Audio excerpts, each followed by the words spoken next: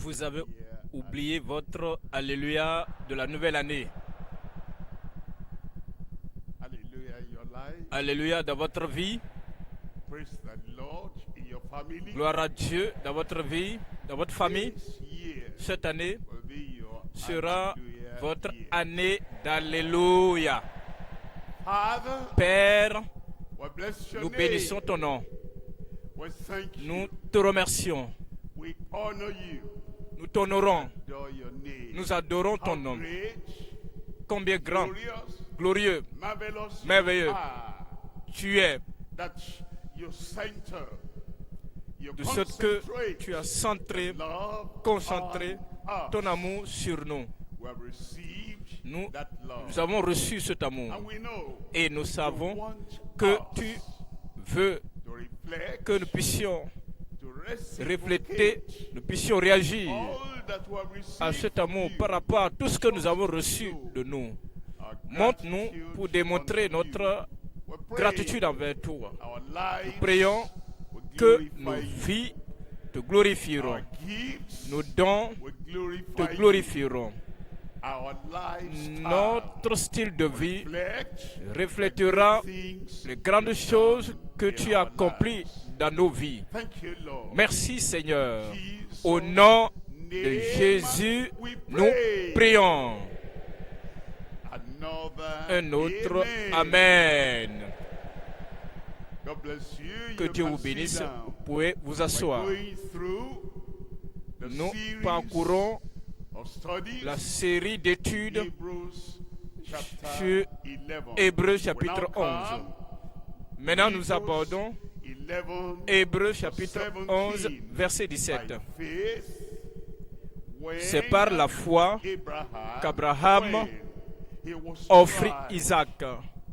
he was Lorsqu'il fut tested, mis à l'épreuve, lorsqu'il fut testé up et Isaac, qu'il offrit son fils and he unique, that had received lui the promises qui avait reçu offered les, up his les promesses. only begotten son.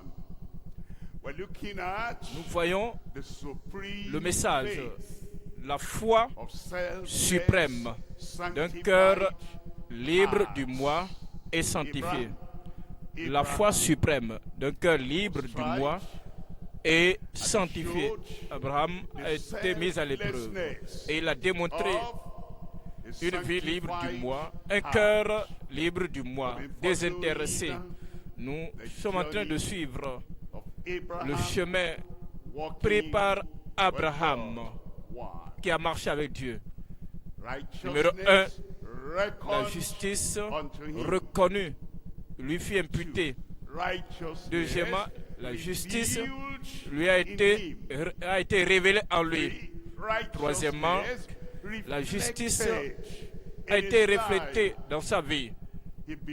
Il a cru, il crut en Dieu et cette initiale, ce commencement a enregistré la justice pour lui.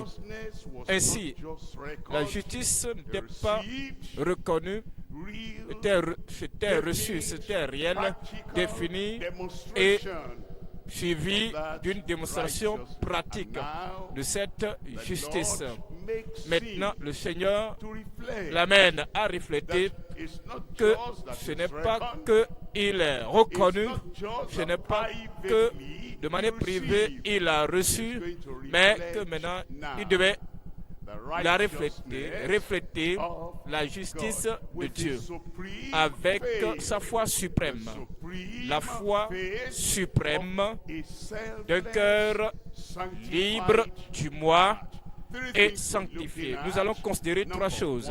Premier point, l'épreuve de la foi absolue dans un cœur sanctifié. L'épreuve de la foi absolue dans un cœur sanctifié. Deuxième point, la minutie ou l'ampleur de la fidélité active provenant d'un cœur sincère. La minutie ou l'ampleur de la fidélité active provenant d'un cœur sincère. Troisième point, le témoignage de l'accomplissement ascendant dans un cœur libre du moi. Repartons au premier point. Premier point, c'est quoi? C'est l'épreuve de la foi absolue dans un cœur sanctifié. Voyons Hébreux chapitre 11, verset 17. C'est par la foi qu'Abraham offrit Isaac lorsqu'il fut mis à l'épreuve, lorsqu'il fut testé, qu'il offrit son fils unique, lui qui avait reçu les promesses. Verset 18. Dans le verset 18, et à qui il avait été dit, en Isaac sera nommé pour toi une postérité. Nous allons voir trois éléments ici. Premièrement, l'épreuve de la foi d'Abraham et son amour pour Dieu. Deuxième élément, le test de la fondation absolue de la vie en Dieu. Troisième élément, la vérité d'une amitié permanente et de la loyauté à Dieu. Voyons le premier élément, l'épreuve de la foi d'Abraham et son amour pour Dieu. Il crut en Dieu. C'est bien. Je crois en Dieu, c'est bon. Jusqu'à ce que cette foi soit éprouvée. J'aime Dieu de tout mon cœur, de toute mon âme, de toute ma force, de toute ma pensée. C'est merveilleux. C'est un grand témoignage. Jusqu'à ce que cet amour soit mis à l'épreuve. Et ensuite, nous verrons que la foi que vous avez proclamée, l'amour qui a été proclamé, est en réalité véritable, pratique, définie, solide, bâti sur le roc et non sur le sable branlant.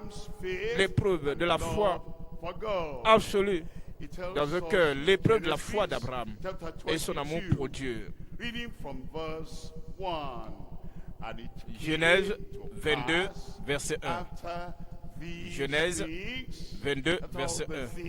Après tout ce que Dieu lui avait dit, tout ce que Dieu avait révélé sur Abraham, après ces choses, et dès maintenant, après ces choses, Dieu met Abraham à l'épreuve. Mais Abraham à l'épreuve, a éprouvé, a testé Abraham et lui dit, Abraham, et il répondit, me voici. Voyez le verset 2. Dans le verset 2, Dieu dit, prends ton fils, ton unique, celui que tu aimes. Ismaël a été renvoyé avec Agar. Et le seul fils, le fils de la promesse, le fils de sa vieillesse, le fils longtemps attendu depuis 25 ans. Et Dieu maintenant dit, prends ton fils, ton unique, celui que tu aimes, bien sûr, Isaac, le fils de sa vieillesse, le fruit de suivre, de sa marche avec le Seigneur, de sa patience, de l'attente, de la promesse. Il aimait comme le fils unique. Et va-t'en au pays de Moria. Et là, offre-le en holocauste sur l'une des montagnes que je te dirai.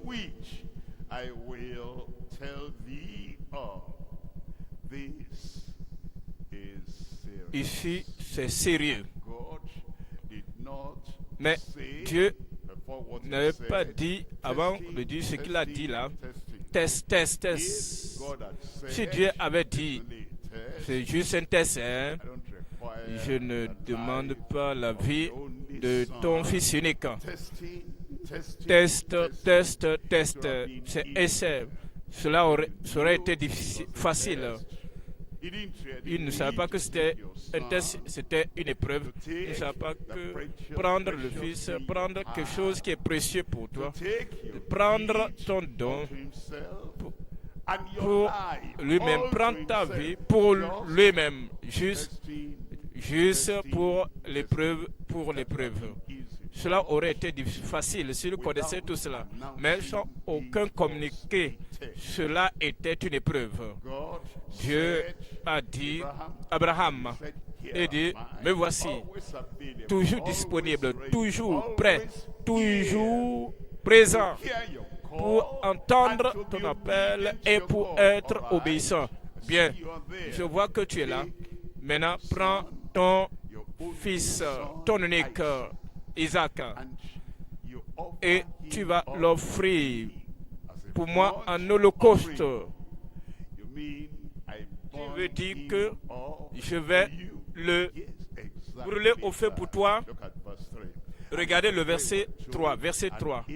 Genèse 22, verset 3. Abraham se leva de bon matin, sella son âne et prit avec lui 2 serviteurs. C'était le matin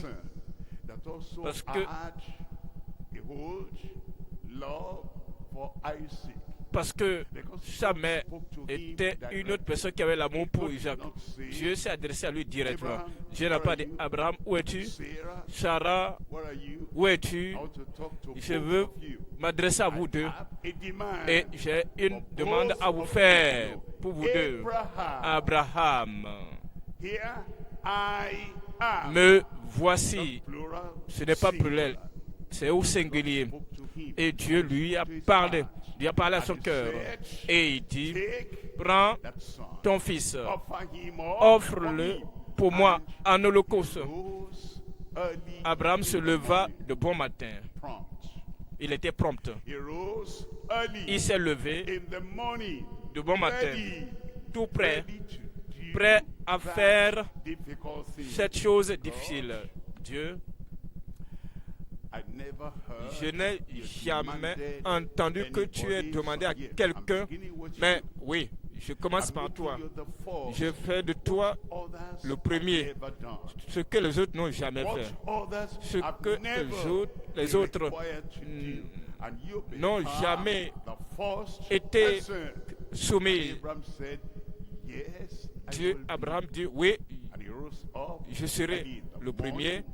Il se leva de bon matin, il sella son âne, il n'y a pas de tristesse, il n'y a pas d'angoisse. Quand quelqu'un a de l'angoisse, vous pouvez le percevoir sur son visage. Sarah n'avait rien vu sur son visage, comme si quelque chose d'inhabituel allait être fait. Isaac n'avait rien vu d'étrange sur son visage. Ses serviteurs qui le suivaient, c'était juste un jour normal. Où il va faire quelque chose surnaturel, d'une manière normale, comme les autres jours. Ça, c'est l'engagement que le Seigneur demande. Quand vous faites quelque chose surnaturel, d'une manière naturelle et humaine, vous ne portez rien sur votre visage et vous ne croulez pas, vous marchez tout droit comme hier. Vous êtes vigoureux et content, heureux d'être vivant, mais aujourd'hui, que vous marchez aujourd'hui avec le dos courbé, il y a un fardeau dans le cœur. Maintenant, le fardeau est derrière toi. Ce fardeau est sur ton dos. Et ce fardeau se fait voir sur ton visage. Non, ce n'est pas Abraham. Lorsque nous faisons la volonté de Dieu, nous le faisons de manière excitée. Lorsque nous faisons la volonté de Dieu, nous le faisons de manière détendue, de manière dégourdie. Il aime les donateurs joyeux. Abraham, vas-tu donner ton fils à Dieu? Oui, je le ferai. Comment vas-tu le faire? Je suis un ami de Dieu. Je sais ce que Dieu veut. Dieu aime ceux qui donnent avec joie. Et je vais lui démontrer que je suis un véritable ami. Je vais joyeusement donner ce qu'il demande de moi. De manière joyeuse. Maintenant, il prie de ses serviteurs jeunes et prit Isaac, son fils, et il fendit du bois pour l'Holocauste et partit pour aller au lieu que Dieu lui avait dit. Il n'est pas allé ailleurs, il est allé au lieu que Dieu avait indiqué. C'est là la beauté de ce que Abraham a fait. Voyons le verset 12. Verset 12. Genèse 22, verset 12. L'ange dit, n'avance pas ta main sur l'enfant. N'avance pas ta main sur l'enfant. Vous savez, il y a des gens, lorsqu'ils entendent va, ils n'entendent plus viens. Quand ils entendent donne, ils n'entendent plus attends. C'est comme dès qu'ils ouvrent leurs oreilles et qu'ils entendent la première phrase, ils bloquent leurs oreilles.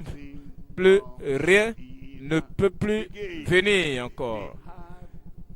Ils ont cette idée que Dieu dit, je suis Dieu, je ne change point. Ils appliquent cela à toutes choses, à tous les cas dans la vie, à toutes les circonstances. Offre ton fils, Isaac, je suis Dieu, je ne change point. Cependant, encore 40 jours et Ninive sera détruite. Je suis Dieu, je ne change point. Je vais déraciner, je vais renverser, je vais détruire et c'est fini. Ils ne vont pas entendre que lorsque tu le donnes à Dieu, Dieu va bâtir, Dieu va développer. Et Abraham, avec toute son attention, il ne savait pas que Dieu allait parler, mais Dieu a parlé. Maintenant, l'ange lui dit, n'avance pas ta main sur l'enfant et ne lui fais rien. Car je sais maintenant, c'est ce que Dieu voulait faire. Il voulait savoir. J'aime Dieu, maintenant je sais. Je crains Dieu, maintenant je sais. Je fais Dieu le premier dans ma vie. Maintenant, je sais.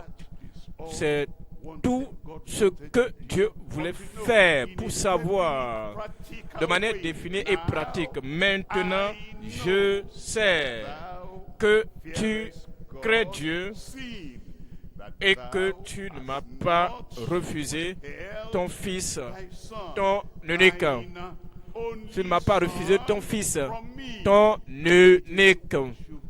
C'est ce que nous donnons ou ce que nous retenons qui détermine notre amour pour Dieu. Votre soumission à Dieu, votre honneur avec Dieu, votre manière de glorifier Dieu, c'est ce que vous donnez à Dieu. C'est ce que vous ne donnez pas, ce que vous retenez. Maintenant, dans le verset 18, toutes les nations de la terre seront bénies en ta postérité. Parce que Dieu, tu l'as dit avant, oui, je l'ai dit, maintenant, comme je sais que je connais son cœur, je connais son amour, je connais sa soumission, je connais qu'il veut me glorifier, même avec son fils bien-aimé. J'aurai la répétition et la confirmation de la promesse que je lui avais donnée. Et ceci à cause de ce que tu as écouté ma voix. Tu as obéi à ma voix. Amen. Voyons le deuxième élément. Deuxième élément, c'est le test ou l'épreuve. Le test de la fondation absolue de la vie en Dieu. La vie en Dieu a une fondation ou un fondement. La fondation, c'est ce que nous considérons ici. Quelle est la fondation de ta vie chrétienne, de ta vie ministérielle? Quelle est la fondation de ta vie de dévotion au Seigneur? 2 Corinthiens chapitre 5. 2 Corinthiens 5, 14. 2 Corinthiens 5, 14. 2 Corinthiens 5, 14. 2 Corinthiens 5, 14. Car l'amour de Christ nous presse. L'amour de Christ nous presse. Abraham, il était un idolâtre chaldé. Abraham, le fils de Térak, ils étaient des idolâtres. Et Dieu a considéré sur toute la terre, l'a observé après la tentative de bâtir la tour de Babel. Dans le chapitre 11 de Genèse, Dieu a dispersé tout le monde. Maintenant, avant ce jour-là, le Seigneur avait indexé une personne, Abraham. Finalement, et Abraham pensait, moi, de tous ces gens-là, qu'ai-je fait? Qu'est-ce que j'ai donné à Dieu? Qu'est-ce que j'ai payé pour que ce choix tombe sur moi, ce choix divin? Et même, il va faire de moi son ami. Ou qui suis-je? Que Dieu vienne à moi et qu'il dise qu'il ne va rien cacher, rien à Abraham, tout ce qu'il fait. J'ai entendu parler de Sodome. Je m'en vais juger Sodome. Maintenant, qui suis-je? Dans le chapitre 18, que Dieu me dise, moi, que voici son plan, son programme. Est-ce que Dieu traite avec l'humanité en général de cette manière? Maintenant, qui suis-je pour dire à Dieu, nous pouvons parler de cela, discuter de cela. Qu'en est-il surtout 50 juste là-bas, 40, 30, 20, 10 juste dans cette ville? Qui suis-je? Que Dieu puisse dire, Abraham, c'est vrai que tu parles de ça. Si je te le dis, c'est juste là-bas. Je vais épargner le pays. L'amour de Dieu nous presse. Cet amour, ce privilège et cette chose qui retentit pour l'amour de Dieu, la contraint. Si Dieu me dit quelque chose à cause de son amour que je vois en moi, je ne peux pas dire non, je dois obéir. Dans nos familles, où sommes-nous dans nos familles? Pour que Dieu puisse nous révéler d'abondantes choses, pouvoir abondamment pour nous. Car l'amour de Christ nous presse, parce que nous estimons que si un seul est mort, pour tous donc sont morts. Voyez le verset 15. Verset 15.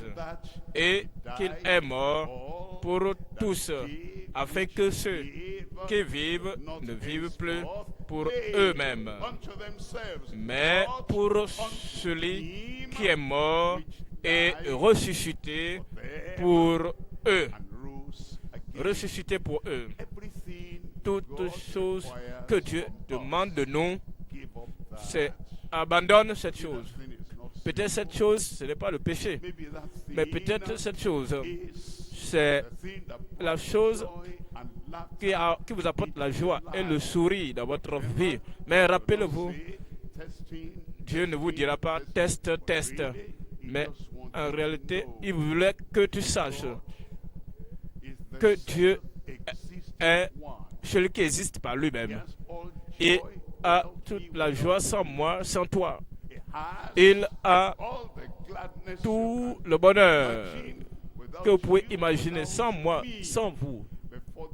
Avant tout l'univers ne soit créé, il était éternellement heureux, éternellement saint, éternellement le plus élevé. Et Cependant, il veut que tu démontres que tu l'aimes parce que il t'a aimé.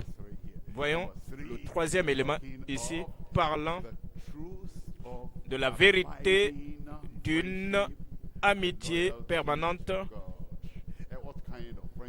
et de la loyauté à Dieu.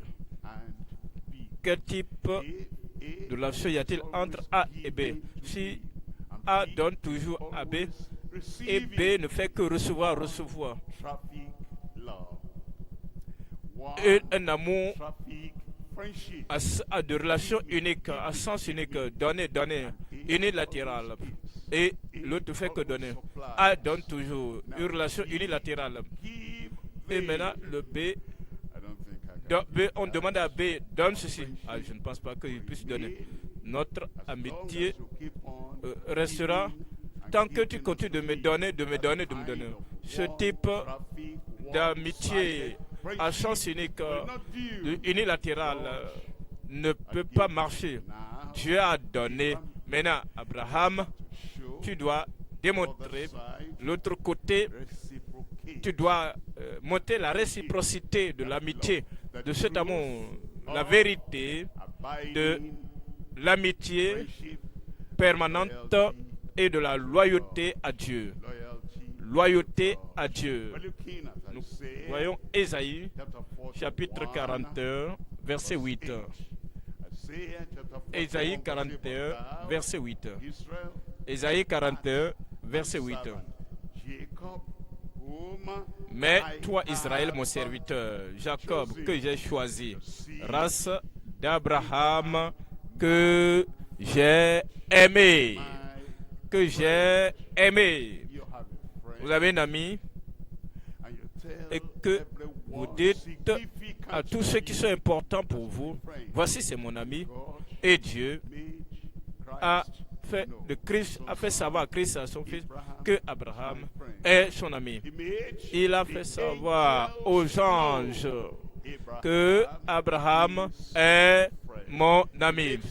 Il fait savoir à toutes les tribus du monde et aux ennemis de la nation d'Israël, et faites attention à ce que vous ferez à Abraham. Il est mon ami. Maintenant, il a tellement honoré qu'il lui a donné un lieu spécial au ciel, la résidence spéciale au paradis. C'est dans l'au-delà que tous ceux dans l'ancienne alliance qui sont morts, Jésus-Christ dit, et Lazare mourut, et il fut enseveli. Les gens l'ont transporté, l'ont porté, son âme, et ils l'ont porté dans le sein d'Abraham, l'ami sur terre, l'ami au ciel. Et Abraham a compris le poids et la profondeur et de l'amitié qu'il avait avec Dieu. C'est la raison pour laquelle il a démontré la vérité, le fruit de l'amitié permanente et la loyauté envers Dieu. Je prie que comme Christ maintenant a dit, je ne vous appelle pas de serviteur, je vous appelle ami. Et tout ce que j'ai entendu de la part de mon Père, je vous ai tout dit parce qu'il vous appelle ami. Je dis, il t'appelle ami. Maintenant, tu dois démontrer la vérité, le fruit de cette amitié et de la loyauté à notre Rédempteur. Nous abordons le deuxième point. Deuxième point, c'est la minutie ou l'ampleur de la fidélité active provenant d'un cœur sincère. La minutie ou l'ampleur de la fidélité active provenant d'un cœur sincère.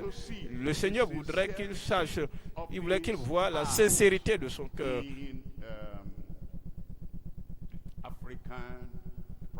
Dans les pratiques africaines de la vie chrétienne, cela est basé sur la prière. Demander, chercher, frapper.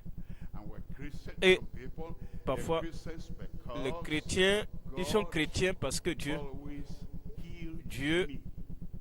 me guérit. Ils sont chrétiens aussi longtemps qu'ils sont malades. Ils prient, Dieu les guérit. Ils sont des chrétiens. Dieu finance tous mes projets. Aussi longtemps que Dieu finance tous les projets, il se croit aussi chrétien. Dieu me bénit. Et bien, même si je ne suis pas chrétien, regarde, la maison, c'est la maison qui porte mon nom. Voici une voiture là-bas. C'est ma voiture. Il y a également des propriétés immobilières et ils ont des choses matérielles à exhiber. Ainsi, pour dire Dieu est mon Dieu, Christ est mon sauveur et je suis un chrétien. Quelqu'un a dit, et je le connais, et je l'ai entendu, et j'ai su ce pourquoi sa conviction. J'ai dit, je sais, parce qu'il est déjà mort. Maintenant, il a annoncé. Il dit, les gens, regardez ici. Je suis un ministre de Dieu.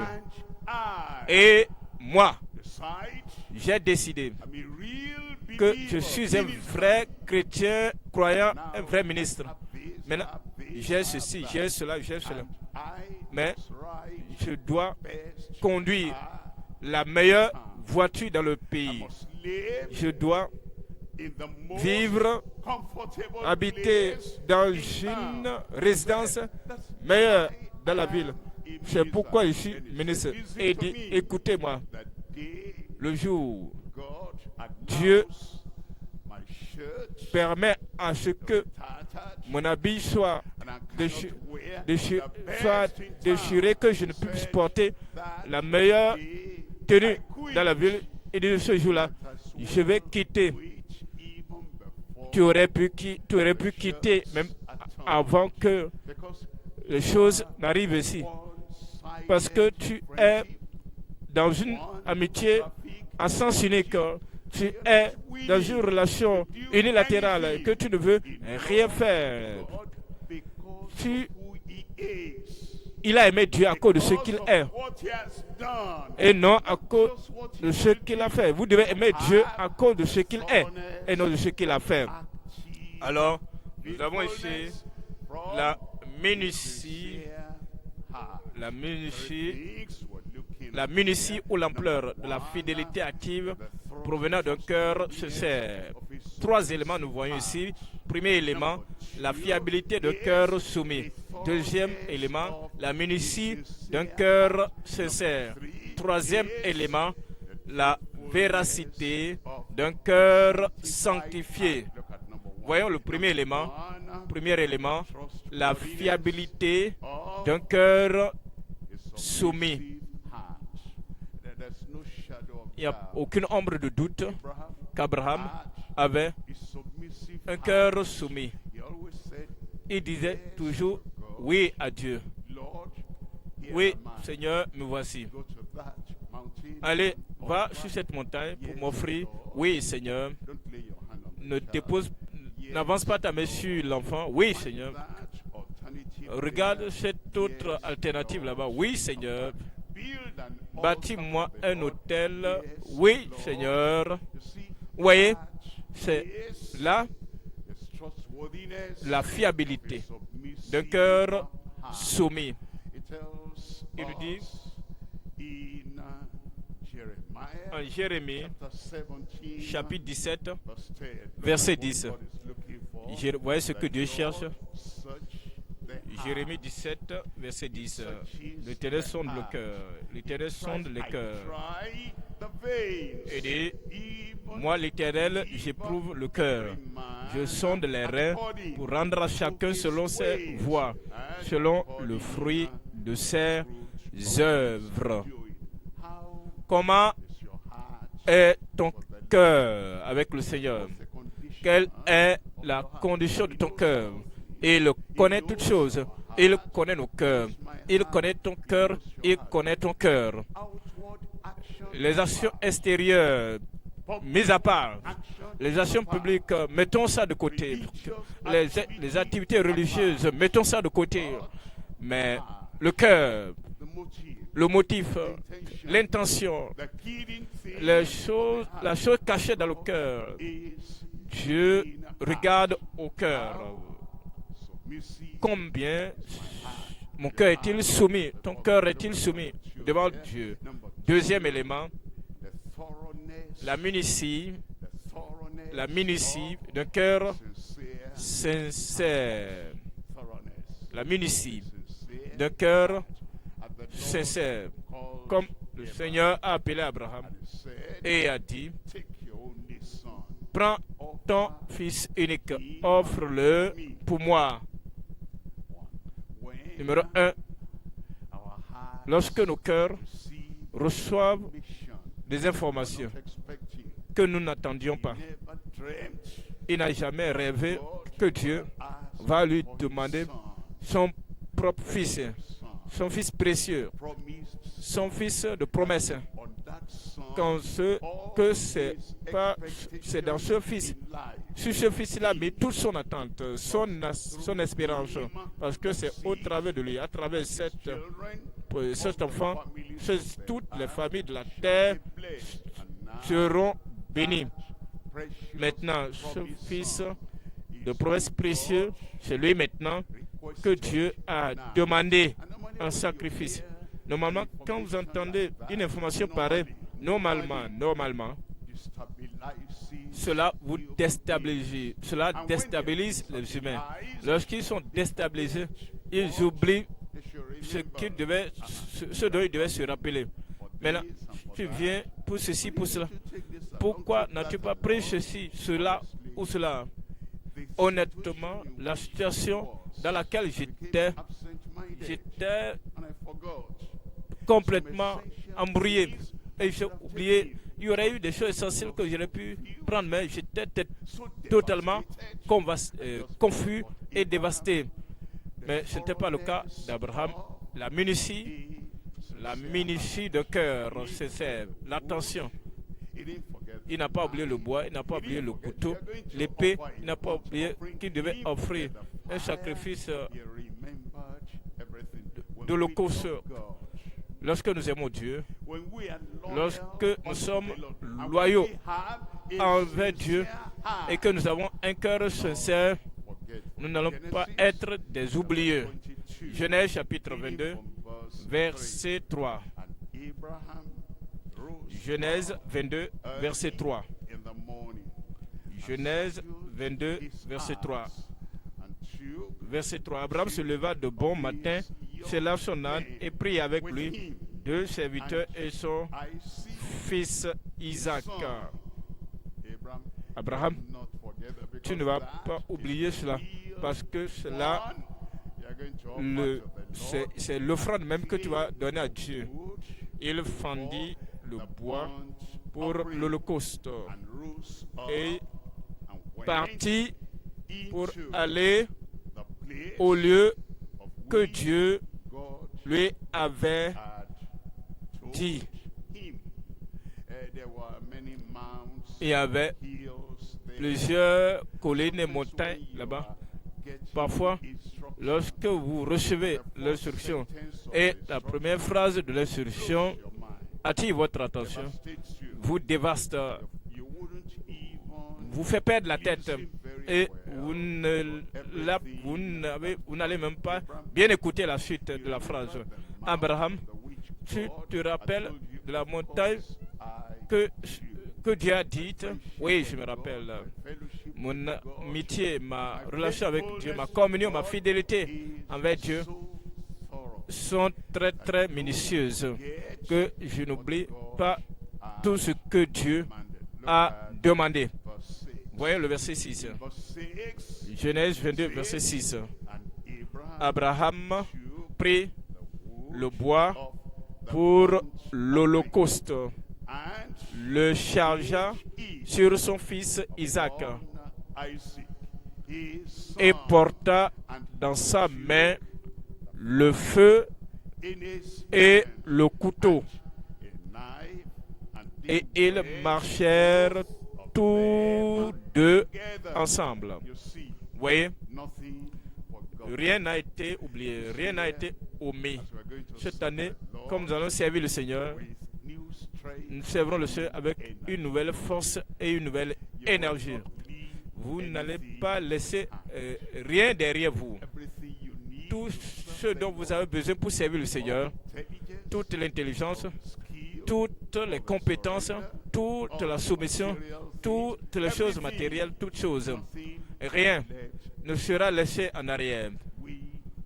Nous servirons l'Éternel avec un cœur sincère et nous le servirons totalement.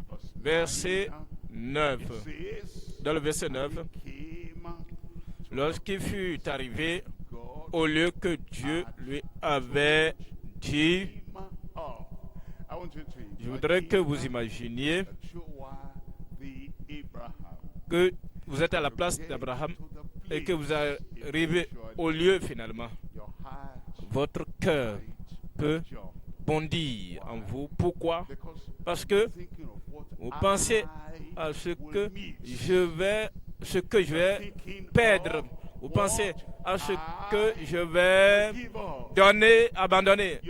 Vous ne pensez qu'à... Si vous pensez, vous dites, si Sarah apprend la nouvelle, comment moi je vais répondre à Sarah? Mais Abraham ne pensait pas à moi,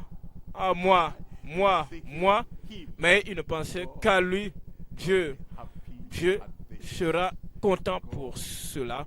Dieu va trouver le premier homme dans toute la terre qui peut être soumis, qui peut soumettre son fils unique à lui. Dieu sera excité à cela. Vous voyez la condition de votre cœur. Si votre cœur palpite, si votre cœur est en train de sauter, cela dépend de votre pensée, de ce à quoi vous pensez. Si vous pensez à lui, s'il est l'objet de votre pensée, vous pensez à son amour, à sa joie, la joie qui était devant lui, la joie d'avoir un converti, d'avoir un disciple, d'avoir un enfant, d'avoir un membre, d'avoir un ministre comme vous, pensant à lui, votre cœur ne va pas sauter de votre poitrine. Je dis, votre cœur ne va pas sauter en vous. Ceux qui ont des attaques cardiaques soudaines, un homme qui avait 115 ans, il a eu Isaac à l'âge de 100 ans. Isaac était âgé maintenant pour porter le bois. Isaac était assez âgé pour dire, Père, voici le bois, voici le feu, où est le sacrifice? Quand vous ajoutez l'âge d'Isaac à 100 ans maintenant, il peut avoir peut-être entre 115 ans ou bien plus que cela. Et cependant, Abraham ne s'est pas demandé où est-ce que je vais laisser cet enfant. Votre cœur sera fixé avec Dieu. Il est dans le verset 9. Dans le verset 9. Lorsqu'il fut arrivé au lieu que Dieu lui avait dit, Abraham y éleva un autel et rangea le bois. Il lia son fils Isaac et le mit sur l'autel par-dessus le bois.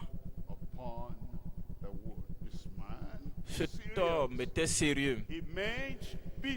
Il était prêt pour faire ce que Dieu lui a demandé. Verset 10. Puis Abraham étendit la main et prit le couteau pour égorger son fils. Verset 11. Verset 11. Alors l'ange de l'Éternel unto him l'appela out des cieux.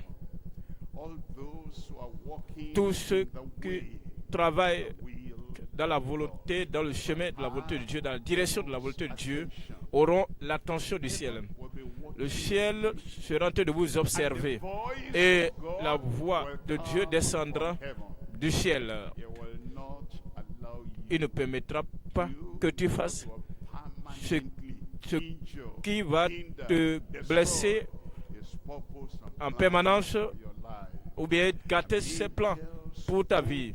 L'ange parla du ciel et dit, Abraham, Abraham. Et il répondit, me voici. Les gens, lorsque ils sont très affairés, occupés, ils n'entendent plus la voix de Dieu. Ils sont si concentrés, consacrés, focalisés sur ce qu'ils sont en train de faire. Ils le font pour Dieu, hein, mais ils n'entendent plus la voix de Dieu. C'est pourquoi certains font exactement dans la nouvelle année ce qu'ils ont fait dans l'ancienne année. Engagé, je me connais, je suis vendu pour faire ceci. Tu es vendu pour faire cela. Mais tu as cessé d'écouter la voix de Dieu. Tu as abandonné la voix. Tu as abandonné, tu as cessé d'entendre une autre instruction de la part du Seigneur. L'ange de l'Éternel appela du ciel, Abraham, Abraham. Et dit, me voici. Voyez le verset 12, verset 12. L'ange dit, n'avance pas ta main sur l'enfant et ne lui fais rien, car je sais maintenant, je sais, car maintenant je sais. Dieu connaissait Abraham avant, mais à travers cet acte de la soumission totale et de la minutie de son action, de son activité, Dieu dit maintenant, je le connais. Maintenant, dans votre minutie, dans son service, dans le service au Seigneur, dans votre engagement, sans déviation du Seigneur, cette année-là, en cette année, le Seigneur te connaîtra d'une manière nouvelle. À travers votre action de foi, à travers vos actes, vos actions de fidélité. Maintenant, je sais que tu crains Dieu. Car je sais maintenant que tu crains Dieu et que tu ne m'as pas refusé ton fils, ton unique.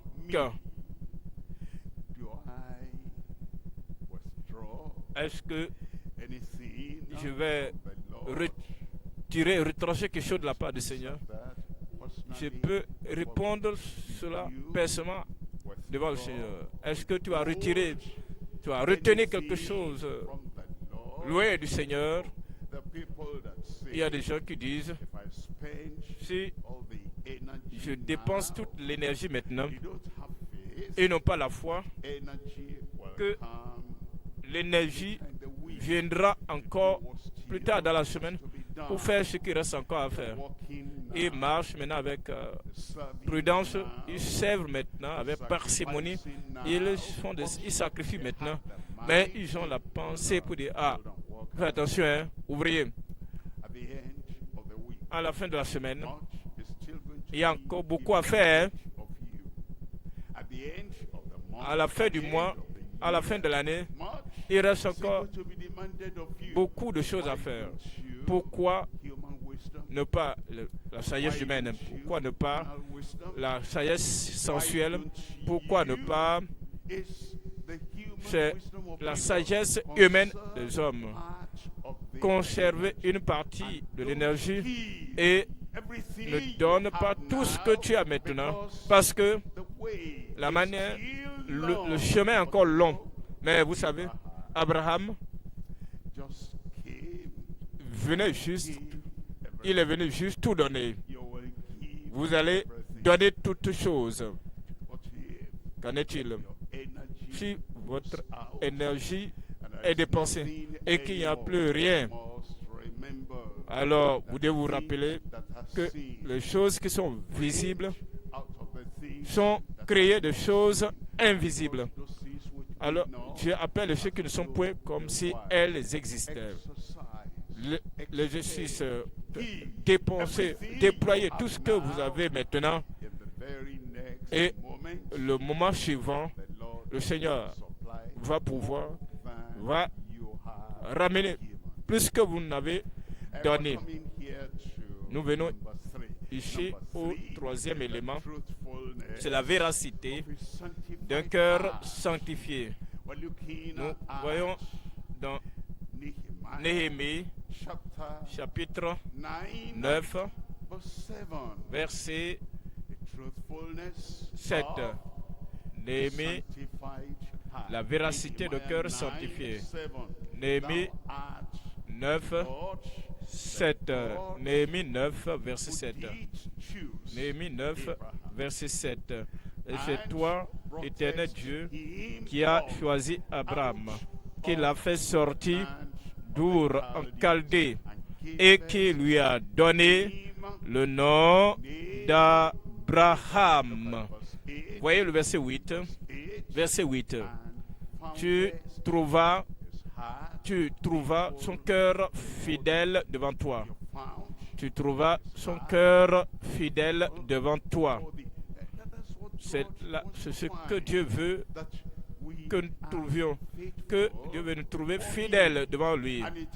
Et c'est cette minutie, cette fidélité minutieuse, c'est cette fidélité remarquable, cette fidélité qui a fait ses preuves dans le temps que Dieu recherche. C'est cette fidélité totale et complète que Dieu recherche, que vous êtes toujours disponible, vous êtes toujours prêt et vous avez un cœur sanctifié. Il nous dit en Hébreu chapitre 13. Hébreu 13 verset 12. Hébreu chapitre 13. Nous lisons à partir du verset 12. Hébreu 13 verset 12. C'est pour cela que Jésus aussi, afin de sanctifier le peuple, par son propre sang, a souffert hors de la porte. Verset 13. Voyez le verset 13.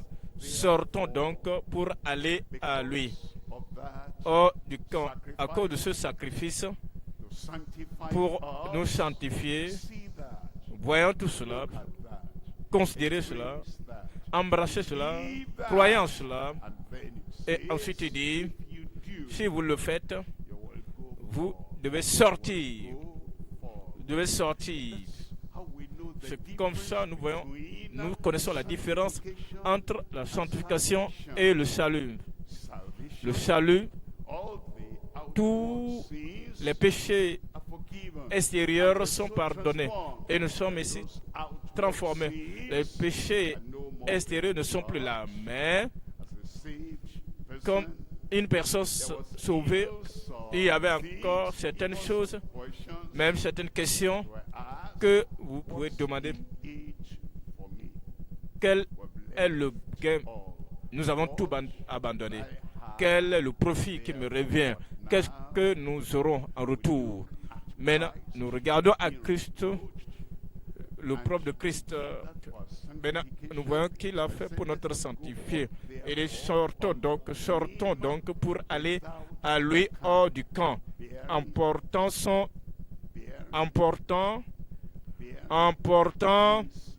opprobre. Son opprobre. Amen. Voyons le verset 14. Verset 14, car nous n'avons point ici de cité permanente, mais nous cherchons celle qui est à venir. Verset 15, par lui, offrons sans cesse à Dieu un sacrifice de louange. Un sacrifice de louange, c'est-à-dire le fruit des lèvres qui confessent son nom. Des fruits de lèvres qui confessent son nom. Les louanges. Vous pouvez offrir des louanges en tout moment. à tout moment, spécialement après la chute des murailles des murailles de Jéricho. Il n'y a pas de sacrifice là. Après que le corps soit guéri, plus de sacrifice. Il n'y a plus de sacrifice de louange. C'est juste la symphonie de louange.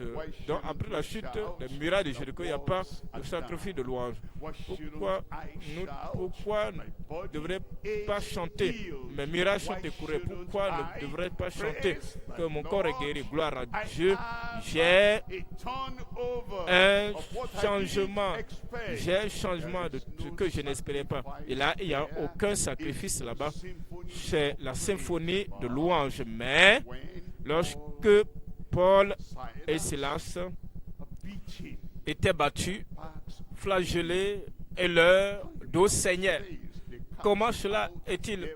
Ils ont chassé les démons, l'esprit impur de cette jeune dame.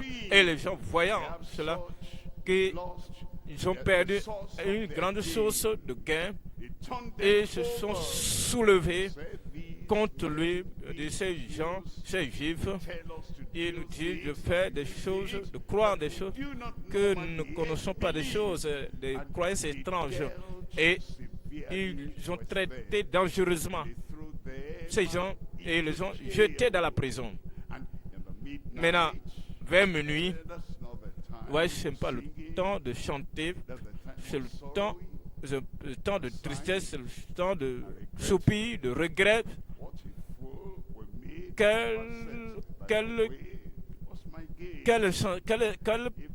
Quelle folie nous avons fait montre, nous nous sommes livrés en pâture, en insensé. Maintenant, sous l'effet de l'oppression, voyez ce que nous sommes dans le feu de l'oppression, de la persécution. Regarde ce que nous avons appris. Je pense que nous devons revoir notre manière, notre action. Silas, qu'est-ce que qu'en penses-tu? Non, ils n'ont jamais pensé comme ça. Vers minuit, vers le milieu de la nuit, ils ont commencé par chanter.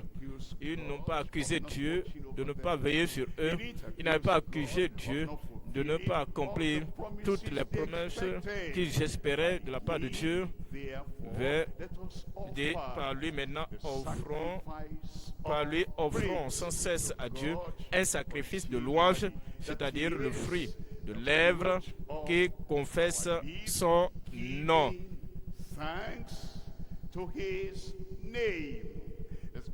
Maintenant, abordons le troisième point. Troisième point maintenant, c'est le témoignage de l'accomplissement ascendant dans un cœur libre du moi. Le témoignage de l'accomplissement ascendant dans un cœur libre du moi. Oui, il y a une différence entre le cœur, une personne égocentrique qui ne fait que penser à elle-même. Ce qu'il gagne, c'est gain. Qu'est-ce que j'ai? Tu me dis de venir faire ceci, faire cela. Quelle est la récompense? Quelle est la rémunération? Quel est le profit que je vais tirer de cela? Les gens de ce type-là sont égocentriques. Et il y a des gens qui pensent que, regarde David, bien qu'il soit un père, bien qu'il soit un papa, mais il démontre le pouvoir et l'autorité. Regarde, Absalom a commencé par penser, pour dire, cet homme-là, est-ce que cet homme-là ne va pas quitter là? Il est faible, malade, prêt à mourir. Pour que nous puissions, moi en particulier, je puisse prendre sa place. Il ne pensait pas à Adonijah, il ne pensait pas à Adonijah. Adonijah est plus âgé que moi. Qu'en est-il d'Adonijah? Qui parle d'Adonijah ici? C'est moi.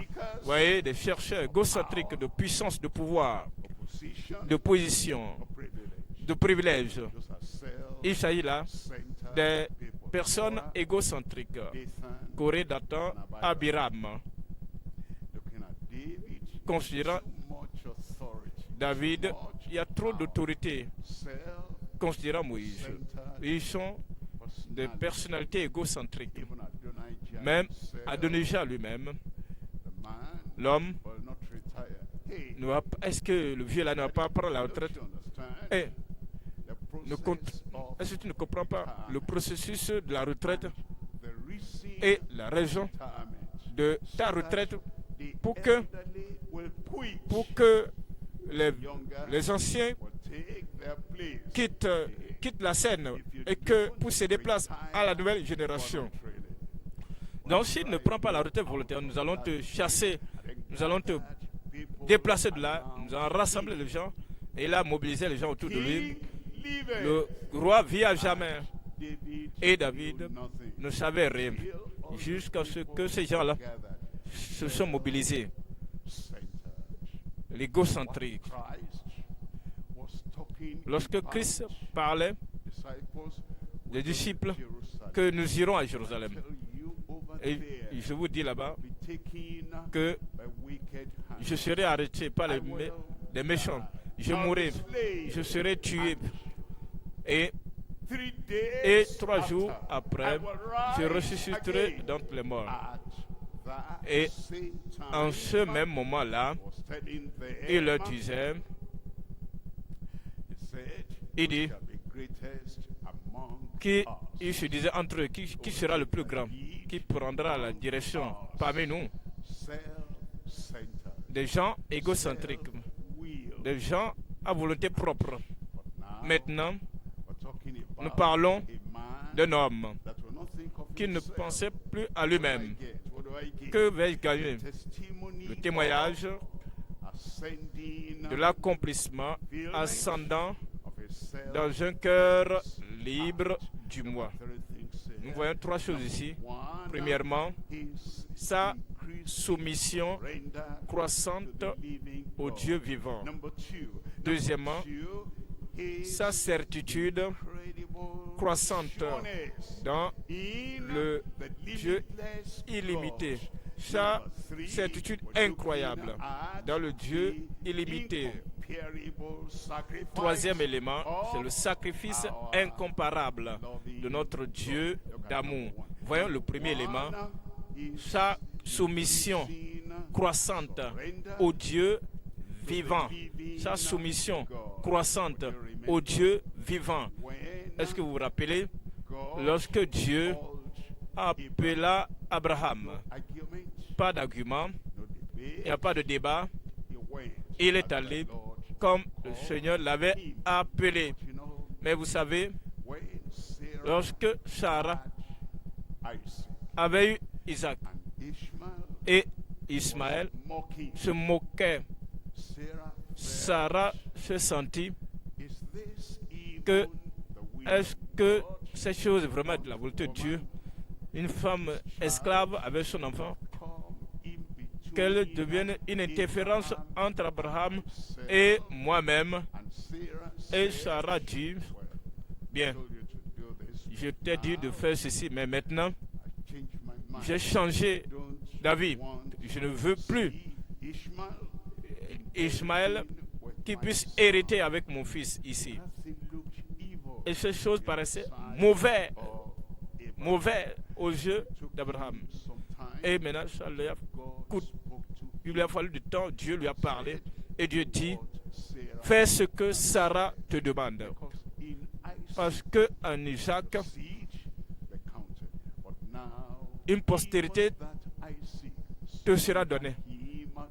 Mais, à travers Isaac, il a aussi grandi dans sa soumission à Dieu.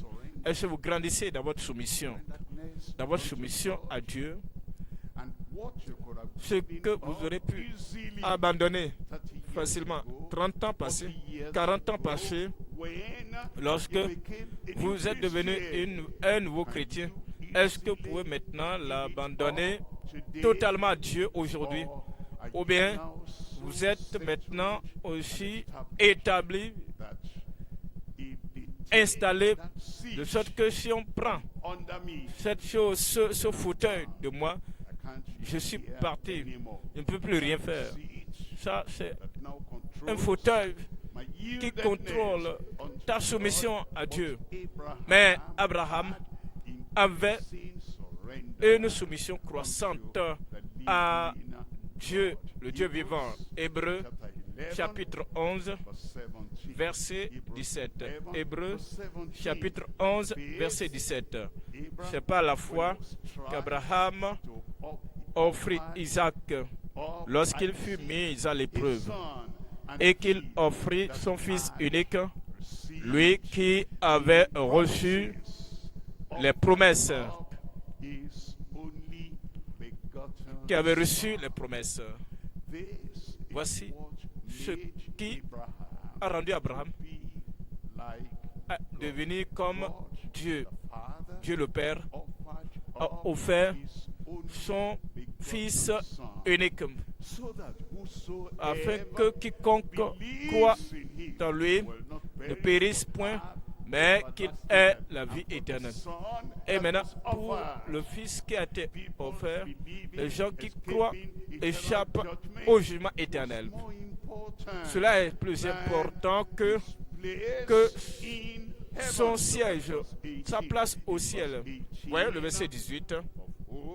Et à qui il avait été dit, en Isaac sera nommé pour toi une postérité. Verset 19. Verset 19, il pensait que Dieu est puissant. Il pensait que Dieu est puissant. Attendez. Vérifiez. Chapitre 1, chapitre 2 de Genèse. Chapitre 3, chapitre 4 de Genèse.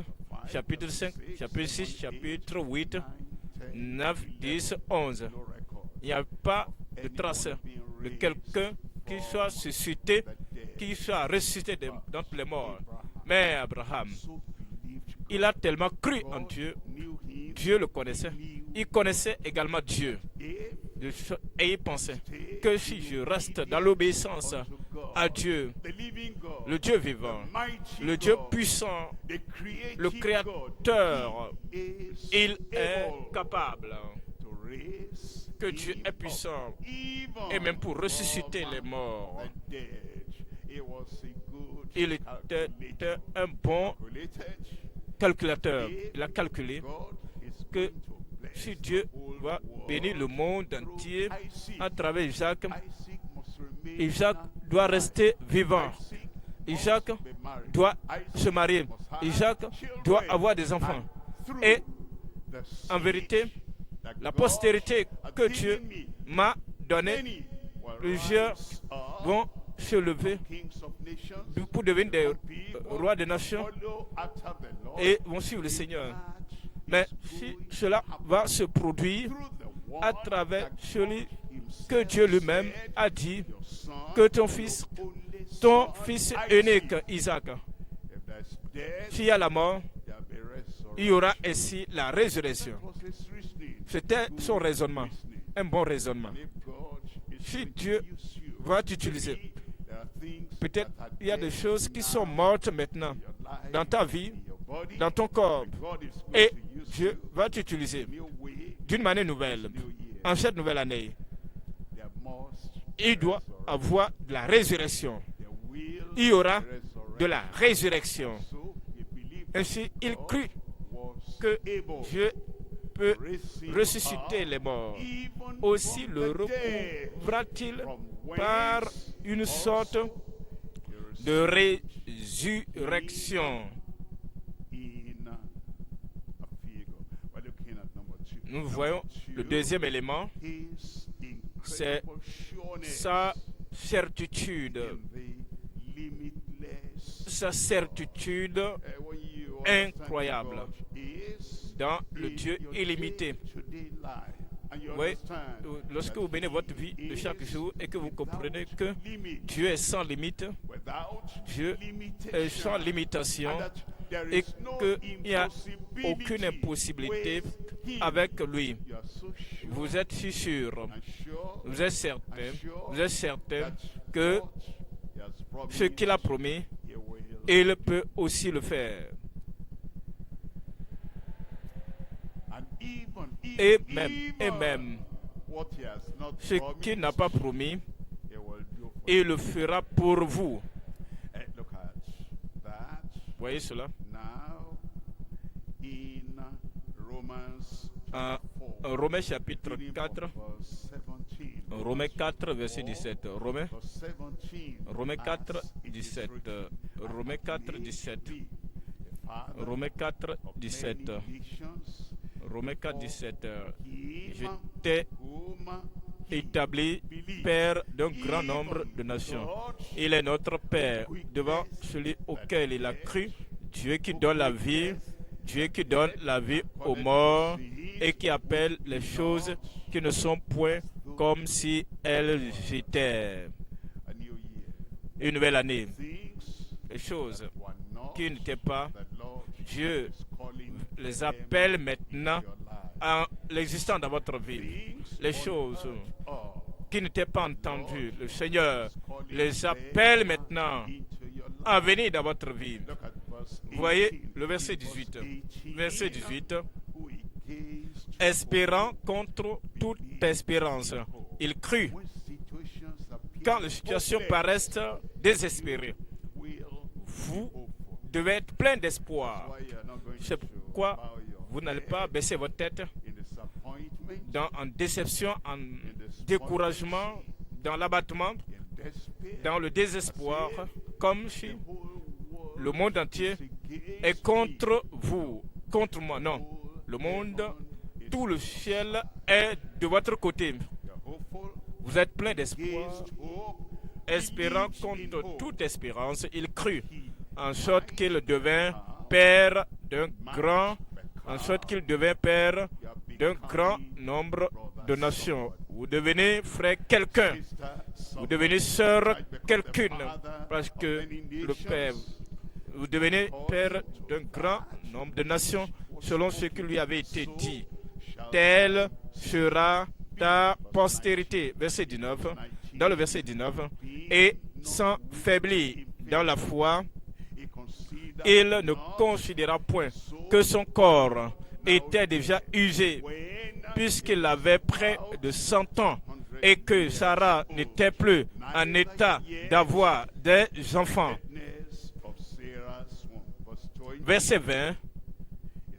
Il ne douta point par incrédulité au sujet de la promesse de Dieu. Mais votre fils unique, cela est suffisant. Ça, c'est pour amener quelqu'un à douter. Est-ce que j'entends bien? Est-ce que j'ai bien entendu? Est-ce que Dieu n'a pas dit ceci? Et ceci paraît contradictoire à ce qu'il avait dit. Mais il ne faiblit pas. Ne douta point, pas incrédulité. Vous n'allez pas douter. Vous aurez votre pensée en place, vos sens, vos facultés en place. Toutes choses intactes en vous au nom de Jésus. Et ne douta point par incrédulité au sujet de la promesse de Dieu, mais il fut fortifié par la foi, donnant gloire à Dieu. Verset 21. Verset 21. Et ayant la pleine conviction, il était persuadé que Dieu, je suis persuadé que Dieu ne te décevra pas. Est-ce que tu es convaincu que ce que Dieu a dit, il le fera dans ta vie, ayant la pleine conviction que ce qu'il promet, il peut aussi l'accomplir. Une année d'accomplissement dans votre vie. Voyez le troisième élément. Troisième élément, le sacrifice incomparable de notre Dieu d'amour. Oui, Isaac devait être sacrifié. Cependant, Dieu a pourvu un substitut, un agneau.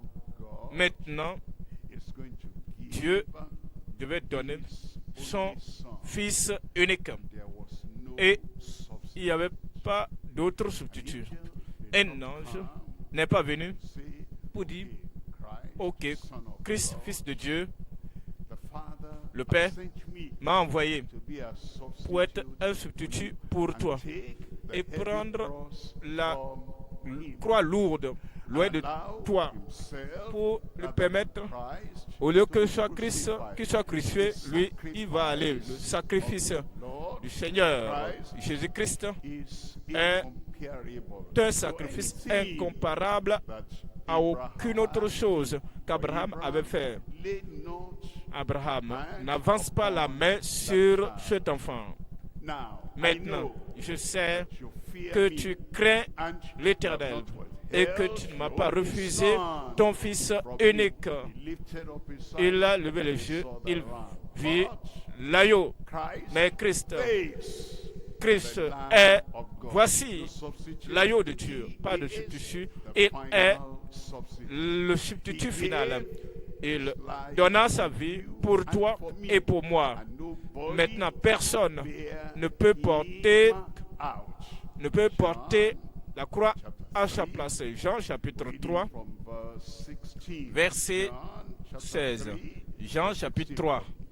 Car Dieu a tant aimé le monde qu'il a donné son Fils unique, afin que quiconque croit en lui ne périsse point, mais qu'il ait la vie éternelle. Lui, le sacrifice final, lui, le substitut final, lui, le sauveur final et le seul sauveur est mort pour toi. Il est mort pour moi. Il n'avait aucun autre substitut. Il a fait par lui-même, pour toi, pour moi, pour nous tous. Nous devons donner gloire à Dieu. Ensuite, nous devons avoir ce type d'amour qui réagit de manière réciproque pour dire Seigneur, tu as tout donné, que le ciel pouvait donner, que tu pouvais donner pour mon salut. Tu as tout déployé, la suffisance. Maintenant, je vais te donner toutes choses pour le salut d'autres personnes. Puisse le Seigneur te donner la grâce, qu'il te donne l'amour. Amen. Puisse le Seigneur te donner la fidélité et la loyauté au nom de Jésus. Nous allons nous lever maintenant pour prier. Maintenant, l'un de nos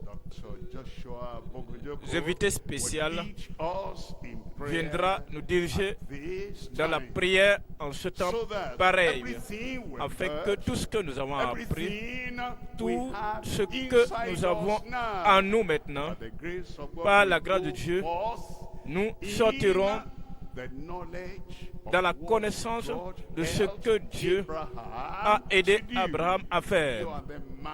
Tu es l'homme de l'heure. Tu es la femme du moment.